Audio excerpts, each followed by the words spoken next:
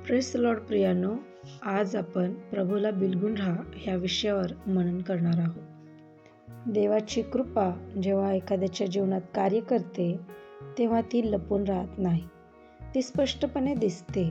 पण ही कृपा अनुभवल्यानंतर विश्वासात स्थिर कसे राहायचे? प्रेषितांची कृत्ये 11:23 मध्ये प्रेषित बर्नबा आपल्याला शिकवतो की ख्रिस्ती जीवनाचे यश हे अंतःकरणाच्या निश्चयावर अवलंबून आहे. आज आपण या वचनातून शिकणार आहोत की आपण प्रभूला केवळ नात्यानेच नाही तर आपल्या पूर्ण अस्तित्वाने कसे बिलगून राहू शकतो.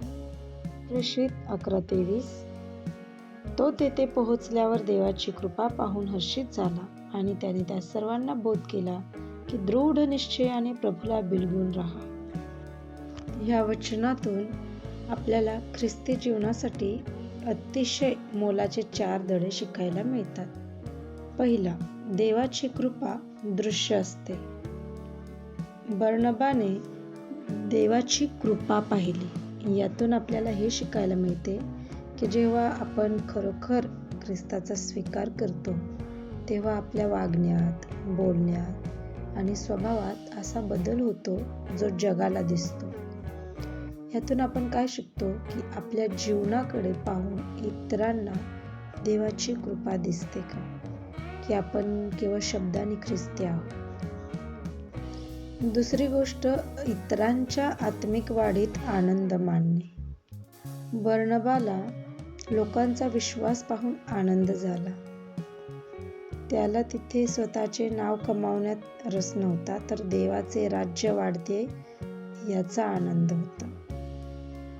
जेव्हा आपल्या चर्चमधील किंवा ओळखीतील दुसरी एखादी व्यक्ती विश्वासात प्रगती करते किंवा तिला देवाकडून आशीर्वाद मिळतो तेव्हा आपल्याला मनापासून आनंद व्हायला हवा.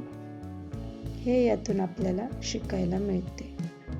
तिसरा मुद्दा असा आहे की प्रोत्साहन हे परिवर्तनाचे साधन आहे. बर्नबाने तिथे जाऊन लोकांना नियम लावून दिले नाही किंवा त्यांना धमकावलं नाही, तर त्याने त्यांना बोध केला. नवीन विश्वासणाऱ्यांना किंवा कमजोर असलेल्या लोकांना टोमणे मारत बसण्यापेक्षा किंवा चुका काढत बसण्यापेक्षा त्यांना प्रेमाचे 2 शब्द सांगून, आधार देऊन प्रोत्साहन दिलं पाहिजे. हे फार महत्त्वाचं आहे आणि हे अधिक प्रभावी ठरू शकतं. चौथी गोष्ट आहे की विश्वासातील चिकाटी. प्रभूला चिकटून राहणे या शब्दातून सर्वात महत्त्वाची शिकवण मिळते. विश्वास ही धावण्याची शर्यत आहे, जी सुरुवातीच्या वेगावर नाही तर शेवटपर्यंत टिकून राहण्यावर अवलंबून आहे. आपण ह्याच्यातून हे शिकतो की आयुष्यात संकटे येतील, प्रार्थनाची उत्तरे मिळायला उशीर होईल किंवा लोक विरोध करतील, छळ करतील, पण आपल्या अंतःकरणाचा निश्चय असा असायला हवा की आपण प्रभूला कधीही सोडणार नाही. याचंच एक उदाहरण द्यायचं झालं तर जसं एखादा वेल जिवंत राहण्यासाठी आणि फळ देण्यासाठी झाडाला घट्ट विळखा घालून चिटकून राहतो, तसं आपण प्रभूला चिटकून राहिलो पाहिजे, बिलगून राहिलो पाहिजे, तरच आपल्या जीवनात आनंदाची फळं लागतील. तर आज आपण प्रेषित 11:23 या वचनातून शिकतो की आपल्याला देवाची कृपा सामर्थ्य देते, पण आपला अंतःकरणाचा निश्चय आपल्याला ख्रिस्ताशी जोडून ठेवतो.